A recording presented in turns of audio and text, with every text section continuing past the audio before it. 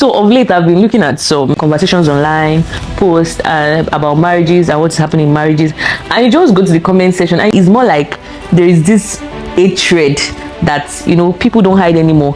Something's happening in the marriage is about the men.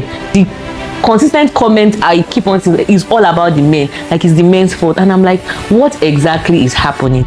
See, when it comes to marriage, I always emphasize that the quality of the partner is the issue. Some people even say, God forbid, I cannot submit to any man. I can't even do that. Like, God forbid, what's this thing with submission? You know, it shows that you're a weak woman. Newsflash, marriage is not for everyone. If you feel like you don't want to get married, please don't get married. But if you want to get married, make sure you settle for the right person. Make sure you get married to somebody that has sense. Because, you know, I've interacted with some single ladies, and you see when you're telling them that when you get married, you know, you have to do this particular thing to your husband. You show submission, you have to honor him. Even if you want to do it in a way that you don't want to agree with that particular thing that he's saying, there is how to bring it up, because this is the head of the home. And you're seeing them, they're saying, oh, it's unfair, it's supposed to be an equal thing. Then at that point, if you know that you want a 50-50 in the marriage, please don't get married. Just let it be that you're on your own.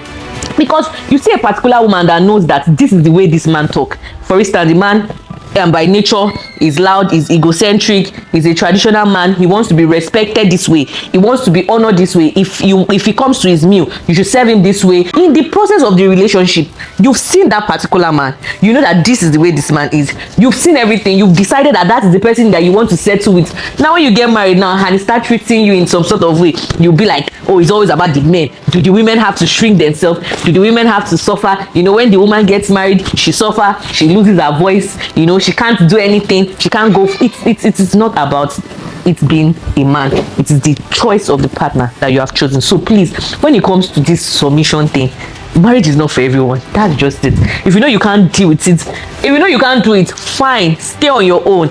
Like, don't even say, okay, I will have children, I want to be. If you know you're not even in the right state of your mind, leave the children where they are, let them be.